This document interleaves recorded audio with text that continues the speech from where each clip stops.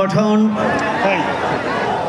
নির্যাতিতদের সংগঠন মায়ের ডাকের আজকের এই ভুক্তভোগীদের গণজমায়েতে সম্মানিত সভাপতি,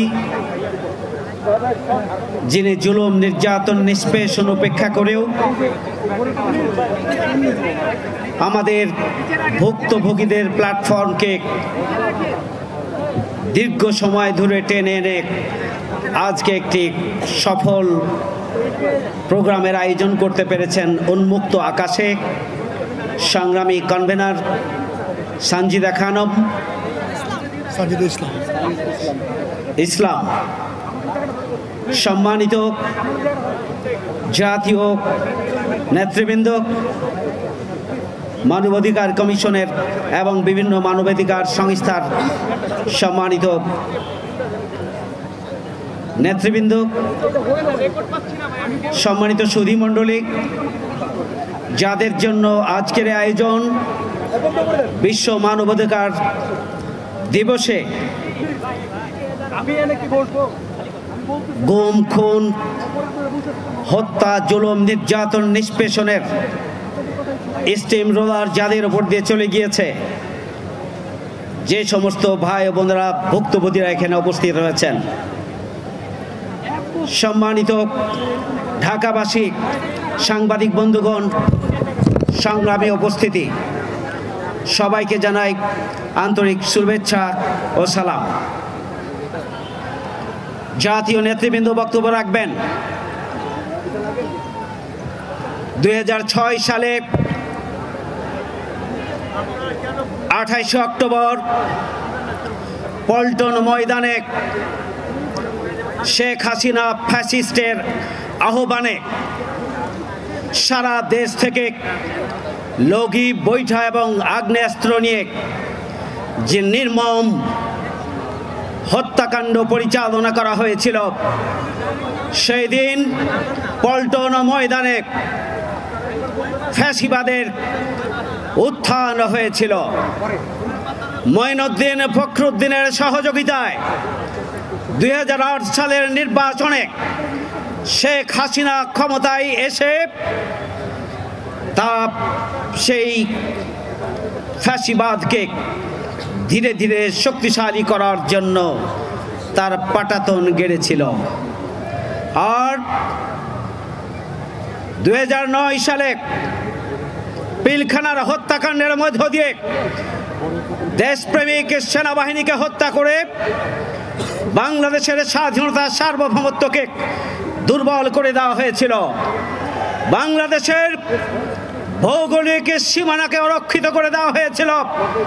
বিডিআর বাহিনীকে হত্যা করার মধ্য দিয়ে আলেম ওলামাদেরকে হত্যা করার জন্য চক্রান্ত করে ওই শেখ হাসিনা 5ই মে শাপলা চত্বরে গণহত্যা পরিচালনা করেছিল আলেম ওলামাদের উপরে।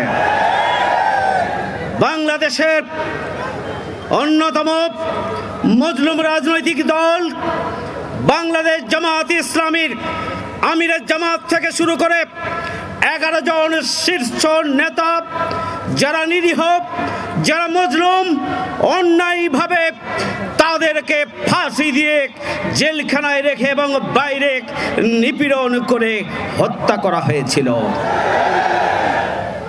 বাংলাদেশের হাজার হাজার মজলুম জনতার নেত্রী, জাতীয়তাবাদী দলের চেয়ারপারসন বেগম খালেদা জিয়াকে মিথ্যা মামলা দিয়ে জেলখানায় আটকে রেখে বাড়িতে গৃহবন্দী থাকতে বাধ্য করা হয়েছিল। সংগ্রামী ভাইয়ের আমার, মিডিয়াকে নিয়ন্ত্রণ নেওয়া হয়েছিল সিকিউরিটি আইনের নামে। বিচার ব্যবস্থাকে কলুষিত করা হয়েছিল দলীয় বিচারক নিয়োগের মাধ্যমে। পুলিশ এবং আইন শৃঙ্খলা বাহিনীকে পেটুয়া বাহিনী শুধু নয়, বাংলাদেশের জনগণকে জিম্মি করার জন্য তাদেরকে জনগণের বিরুদ্ধে মাঠে নামানো হয়েছিল, তারই ফলশ্রুতিতে আমাদের ভাইরা জীবন দিয়েছে, আমাদের বোনেরা জীবন দিয়েছে। আয়না ঘরে তাদেরকে থাকতে বাধ্য হয়েছে, তাদেরকে গুম করা হয়েছে, খুন করা হয়েছে, অঙ্গহানি করা হয়েছে, চোখ নেওয়া হয়েছে, হাত নেওয়া হয়েছে, পা নেওয়া হয়েছে। লক্ষ্য একটাই, বাংলাদেশ যেন জেগে উঠতে না পারে আওয়ামী লীগের বিরুদ্ধে। সেই জন্যই আইন শৃঙ্খলা বাহিনীকে কাজে লাগানো হয়েছিল। সংগ্রামী ভাইয়ের আমার, বাংলাদেশের সেনাবাহিনীর অন্যতম গুরুত্বপূর্ণ কর্মকর্তা ব্রিগেডিয়ার জেনারেল আজমিকে গুম করা হয়েছিল, আয়না ঘরে রাখা হয়েছিল। এখানে রয়েছেন লেফটেন্যান্ট কর্নেল হাসিন সাহেব, যাকে গুম করে আয়না ঘরে রাখা হয়েছিল। সেনাবাহিনী ছাড় পায় নাই। ওপেন বিশ্ববিদ্যালয়ের শিক্ষক প্রফেসর আব্দুল করিম মিঠু নিচে অপেক্ষমান রয়েছে, তাকেও 22 দিন গুম করে রাখা হয়েছিল। এখানে গুমের শিকার পরিবারগুলো রয়েছেন। এখনো অসংখ্য পরিবারের সদস্যরা তাদের মায়ের কাছে ফিরে যায়নি। সংগ্রামী ভাইয়ের আমার, যেখানে বিশ্ববিদ্যালয়ের শিক্ষকরা নিরাপদ ছিল না, সেনাবাহিনীর কর্মকর্তাগণ নিরাপদ ছিল না, দেশপ্রেমিক পুলিশ কর্মকর্তাগণ নিরাপদ ছিলেন না, সেখানে জনগণের নিরাপত্তার তো প্রশ্নই আসে না। সংগ্রামী ভাই বন্ধুগণ, আজকে শুধু এটুকুই বলতে চাই, বাংলাদেশকে এদেশের ছাত্র সমাজের নেতৃত্বে জনগণ ঐক্যবদ্ধ হয়ে নির্যাতিত নিপীড়িত মানুষ 17.5 বছরে তারা বীতশ্রদ্ধ বিপর্যস্ত হয়ে ছাত্রদের নেতৃত্বে নিজের জীবনকে বাজি রেখে 5ই আগস্ট 36শে জুলাই নতুন বাংলাদেশ আমাদেরকে এনে দিয়েছে। এই নতুন বাংলাদেশে আমরা কোন ফ্যাসিবাদের দোসরদের পদধ্বনি শুনতে চাই না। ফ্যাসিবাদের দোসরদের কোন দালালদের আমরা চেহারা দেখতে চাই না। প্রয়োজন জাতীয় ঐক্য। যে চেতনা এবং ঐক্যকে ধারণ করে ছাত্র সমাজ আন্দোলন শুরু করেছিলাম, যে চেতনার মূল মন্ত্র ছিল উই ওয়ান্ট জাস্টিস, সেই চেতনাকে ধারণ করে আগামী দিনে ঐক্যবদ্ধভাবে নতুন বাংলাদেশের পাঠাতনের উপরে একটি শক্তিশালী গণতান্ত্রিক জনগণের নতুন বাংলাদেশ গড়ে তোলার জন্য আমরা যদি আমাদের জীবন বাজি রেখে ভূমিকা পালন করতে পারি, তাহলেই আমাদের গুম খুনের শিকার নির্যাতিত নিপীড়িত পরিবারগুলোর মুখে আমরা হাসি দেখতে পারব। তাহলেই এদেশের 18 কোটি নির্যাতিত নিপীড়িত মানুষের স্বপ্ন বাস্তবায়িত হবে।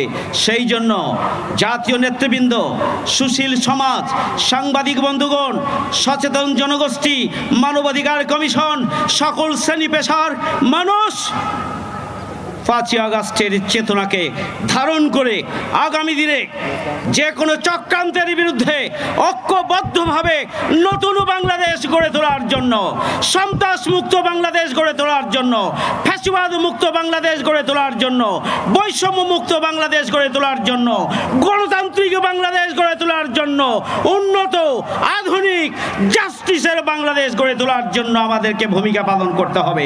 সে আহ্বান জানিয়ে আমার কথা এখানে শেষ করছি।